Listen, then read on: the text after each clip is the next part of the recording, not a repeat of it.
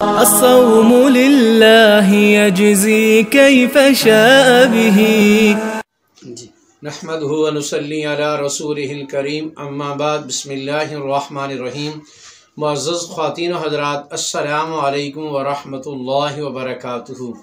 میں آپ کی خدمت میں حاضر ہوں پروگرام سنہری باتوں کے ساتھ، اور آج کی مجلس میں آپ کے سامنے ایام بیز کو ایام بیز کیوں کہتے ہیں، اور اس میں روزہ رکھنے کی فضیلت کیا ہے، اور اس میں روزہ رکھنے کی ابتدا کب سے ہوئی.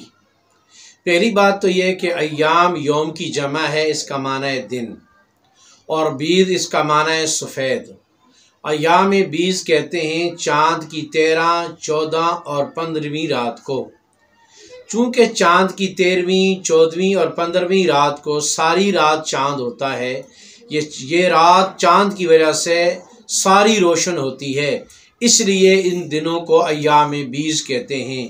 دن سورج کی وجہ سے روشن اور رات چاند کی وجہ سے روشن، گویا دن بھی روشنی اور رات بھی روشنی، اس لیے ان دنوں کو ایام بیز کہا جاتا ہے. ایام بیز کے روزے کی ابتدا کب سے ہوئی؟ تو غنیت الطالبین میں شیخ عبد القادر جیلانی رحمہ اللہ نے فرمایا صفحہ نمبر 546 پر کہ جب آدم علیہ السلام کو دنیا میں اتارا گیا تو تپش کی وجہ سے، گرمی کی وجہ سے آپ کا جسم سیاہ مائل ہو گیا، تو آپ نے ایام بیز کے روزے رکھے.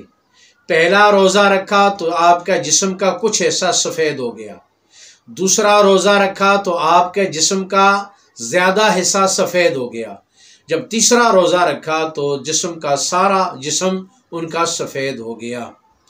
نبی کریم صلی اللہ علیہ وسلم نے اپنی زندگی میں ہر مہینے کے ان 3 دنوں میں روزہ رکھا بھی ہے، اور امت کو بھی تلقین فرمائیے کہ ایام بیز کا روزہ رکھا جائے. اس کی فضیلت یہ ہے کہ جو آدمی ایام بیز کا روزہ رکھے گا اس کو پورے مہینے کے روزے رکھنے کا ثواب ملے گا، کیونکہ اللہ جل جلالہ کی ذات نے قرآن مجید میں جو ضابطہ بیان فرمایا ہے، من جاء بالحسنۃ فلہ عشر امثالہا، کہ امت محمد کا آدمی جو ایک نیکی کرے گا اللہ اس کا ثواب کم از کم 10 کے برابر. تو ایک روزہ 10 دنوں کے روزے کے برابر ہو گیا، اور 3 روزے 30 روزوں کے برابر ہو گئے. تو گویا کہ ہر مہینے 3 روزے رکھنے والا سال بھر روزے دار شمار ہوگا. اس لیے ایام بیز کا روزہ رکھنا سنت ہے.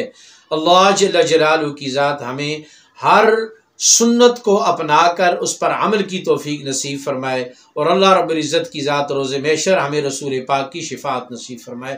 السلام علیکم ورحمۃ اللہ وبرکاتہ.